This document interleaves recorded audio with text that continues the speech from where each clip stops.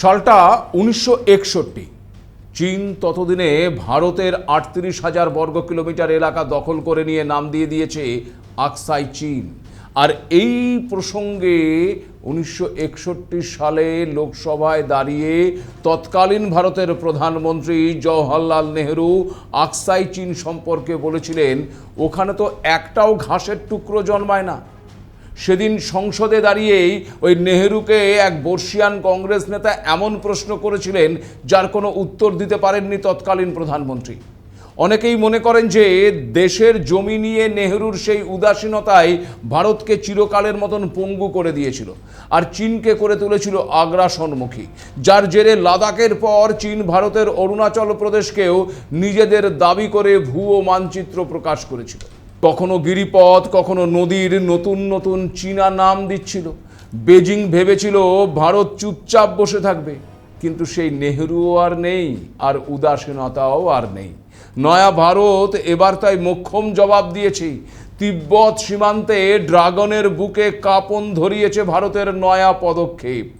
বেজিংয়ের নামকরণের রাজনীতির খেলা এবার বেজিংকেই ফেরত দিয়েছে নয়াদিল্লি।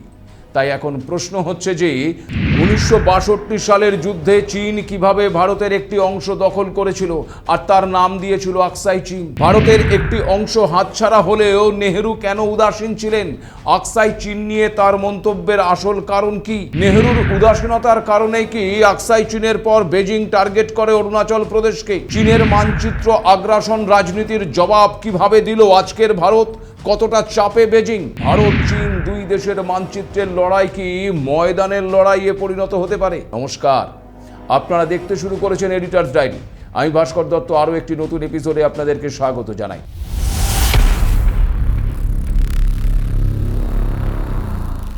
সালটা 1961 5ই ডিসেম্বর। ভারতের সংসদ ভবন। লাদাখের আকসাই চীন এলাকা তখন একেবারে ধীরে ধীরে গিলে খাচ্ছে চীনের লাল ফৌজ। ঠিক সেই মুহূর্তে লোকসভায় দাঁড়িয়ে ভারতের তৎকালীন প্রধানমন্ত্রী জওহরলাল নেহরু এক অবিশ্বাস্য মন্তব্য করে বসলেন।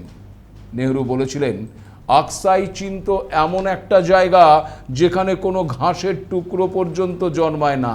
ওটা 17,000 ফুট উঁচুতে একটা জনমানবহীন জমি। আমরা তো দীর্ঘদিন জানতামই না যে ওটা কোথায়। প্রধানমন্ত্রীর এই মন্তব্য শুনে থমকে গিয়েছিল গোটা সংসদ। কিন্তু তখনই উঠে দাঁড়িয়েছিলেন সেই সময়ের বর্ষিয়ান কংগ্রেস নেতা মহাবীর ত্যাগী।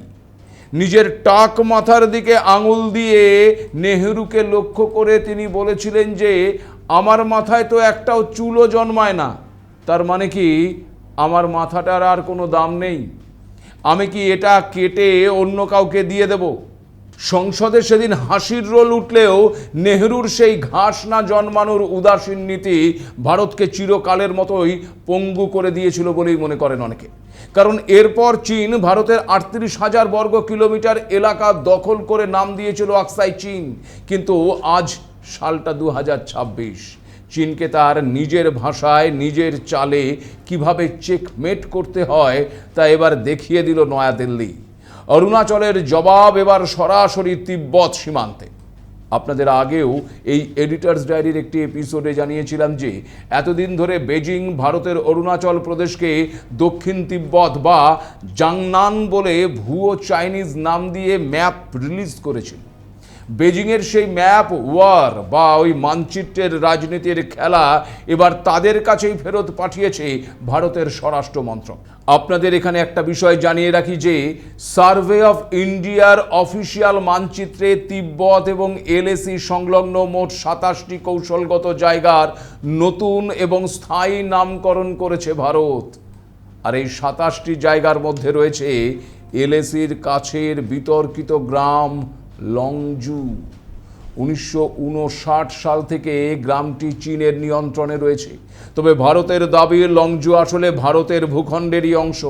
বিশেষজ্ঞদের একাংশের মতে এই 27টি জায়গাকে নতুন করে চিহ্নিত করার পেছনে ভারতের একটি বড় উদ্দেশ্য কিন্তু রয়েছে, আর সেটা হলো ওই এলাকাগুলোর ওপর ভারতের দাবি আরও স্পষ্ট এবং শক্তিশালী করা।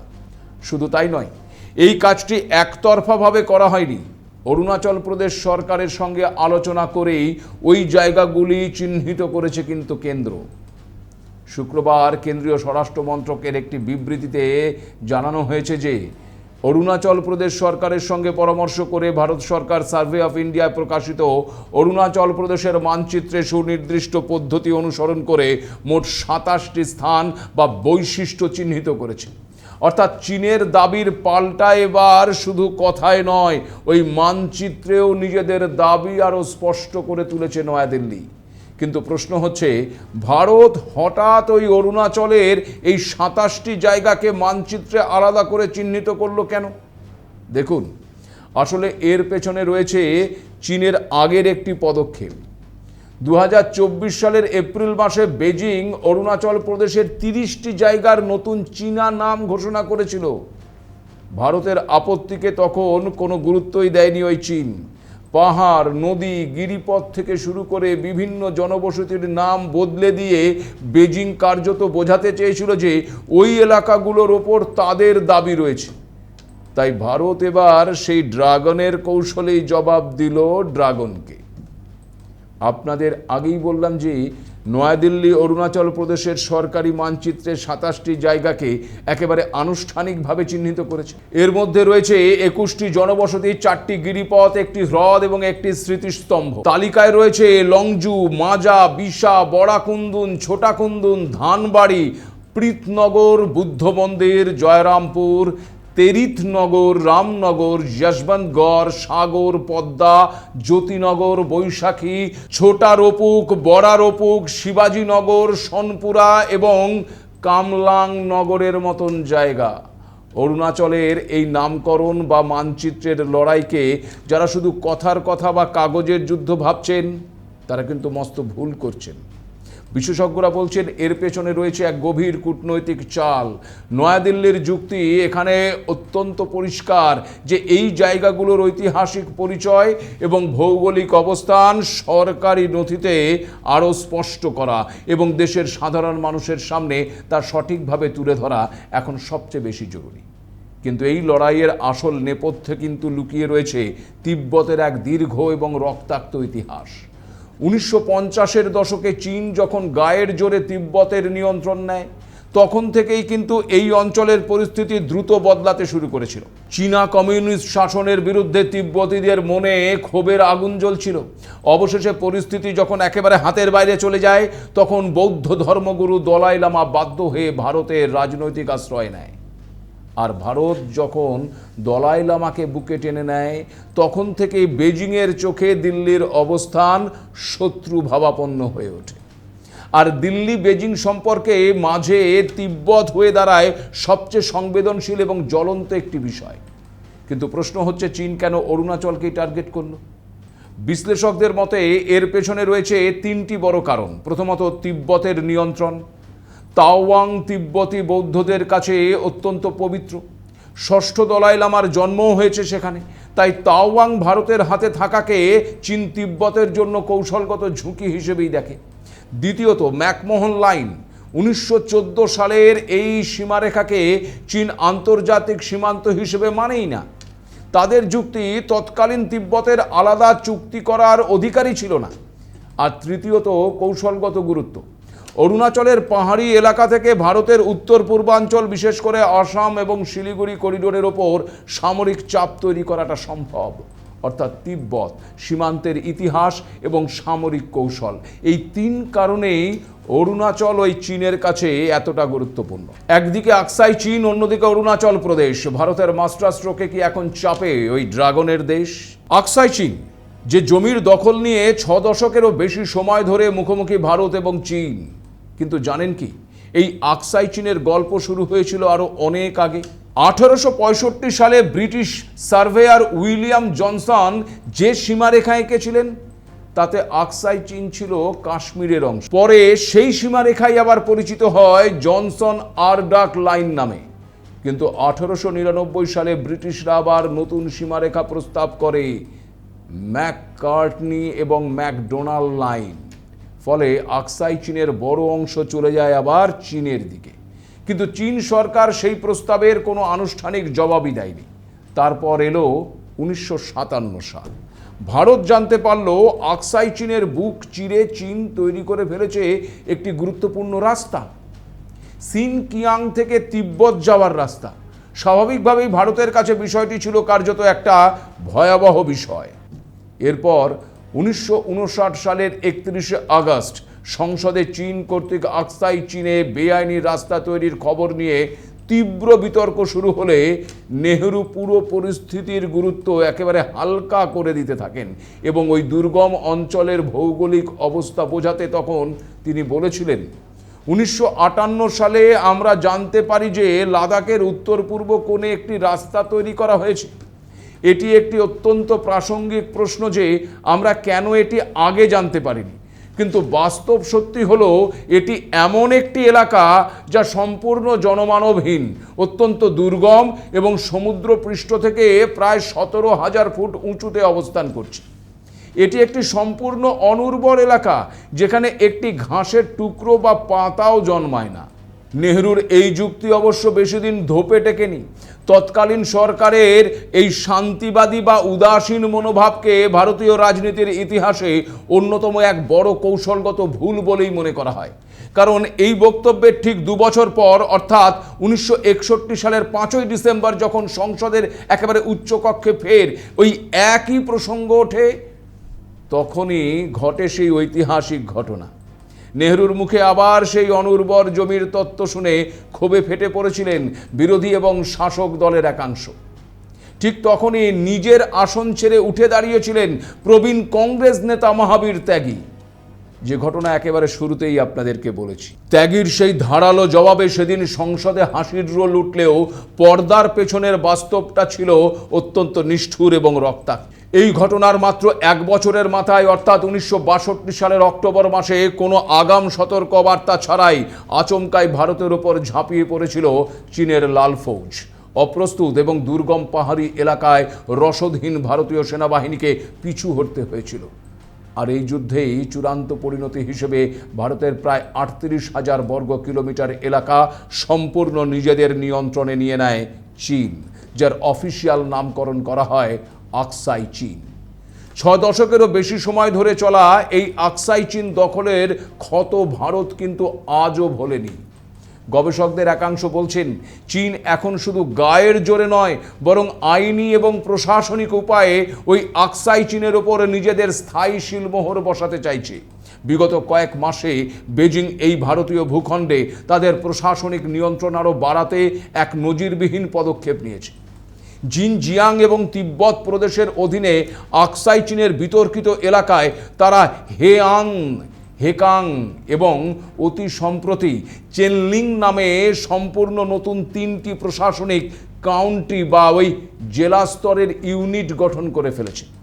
সোজা কথায় যে জমিকে ভারত নিজের অবিচ্ছেদ্য অংশ বলে দাবি করে, বেজিং সেখানে নিজেদের অফিসিয়াল ম্যাপে আস্ত সরকারি জেলা এবং ক্যাপিটাল তৈরি করে ফেলেছে। স্বাভাবিকভাবেই ভারতের বিদেশ মন্ত্রক চীনের এই একতরফা পদক্ষেপকে সম্পূর্ণ অবৈধ বলে খারিজ করে কড়া কূটনৈতিক প্রতিবাদ জানিয়েছে। নয়াদিল্লি সাফ জানিয়ে দিয়েছে যে আকসাই চীন এবং লাদাখ সীমান্তে পুরোপুরি শান্তি এবং 2020 সালের আগের স্থিতাবস্থা না ফিরলে চীনের সঙ্গে কোনো দ্বিপাক্ষিক সম্পর্ক স্বাভাবিক হওয়া সম্ভব নয়।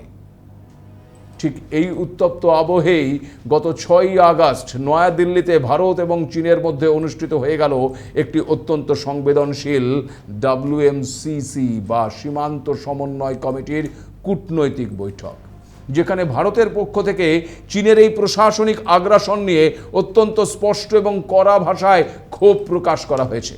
কিন্তু তা সত্ত্বেও পর্দার আড়ালে চীন কিন্তু ওই আকসাই চীনের ভেতরে তাদের সেনা বাংকার, নতুন হাইওয়ে এবং মাটির নিচে রেইনফোর্স টানেল তৈরির কাজ লাগাতার চালিয়ে যাচ্ছে। আর ঠিক এই কারণেই লাদাখের আকসাই চীনের এই প্রশাসনিক আগ্রাসনের জবাবে এবার পূর্ব সীমান্তে অর্থাৎ অরুণাচল প্রদেশেও ম্যাপ রিলিজ করে ড্রাগনকে তার নিজের ভাষাতেই একেবারে চেকমেট দিল ভারত। বিশেষজ্ঞরা অন্তত তেমনটাই কিন্তু মনে করছেন। অর্থাৎ একটা বিষয় খুব পরিষ্কার যে আজকের ভারত আর ওই 1962-র সেই ভুল দ্বিতীয়বার করবে না। লাদাখের আকসাই চীনে বেজিং যে আগ্রাসনের খেলা শুরু করেছে, ঠিক তার বুকেই একেবারে অরুণাচল প্রদেশের এই 27টি জায়গার নতুন নামকরণ করে ভারত কিন্তু বুঝিয়ে দিল যে ইটের জবাব এবার পাটকেলেই আসবে। নয়াদিল্লির এই কাউন্টার অ্যাটাক বেজিংয়ের তথাকথিত মানচিত্রের নোংরা রাজনীতিকে এক ঝটকায় ধুলোয় মিশিয়ে দিয়েছে। দেখুন, বিশেষজ্ঞরা বলছেন যে ভারতের এই পদক্ষেপ শুধু একটি মানচিত্র প্রকাশ করা নয়, এর পেছনে রয়েছে বড় কূটনৈতিক একটি বার্তাও।